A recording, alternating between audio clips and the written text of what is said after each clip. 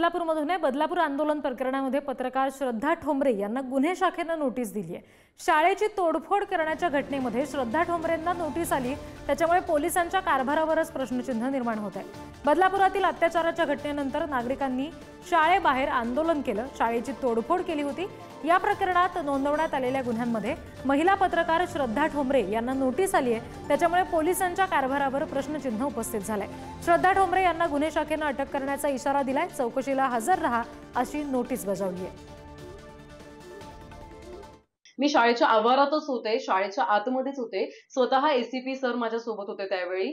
त्याच्यानंतर सुद्धा ज्यांनी माझ्या विरोधात तक्रार दिलेली आहे, या ठिकाणी बदलापूर पूर्वेचे एपीआय जाधव म्हणून आहेत, त्यांनी खरं तर माझ्या विरोधात फिर्याद दिली, त्यांच्या सोबत सुद्धा होते आणि या संबंधित सगळे पुरावे माझ्याकडे आहेत।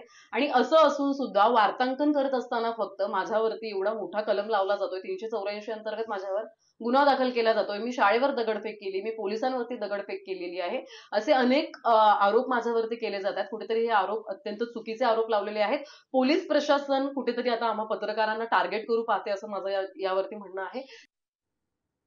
दरम्यान या सगळ्या संदर्भात सुप्रिया सुळेंनी काय प्रतिक्रिया दिली आहे ते बघूया।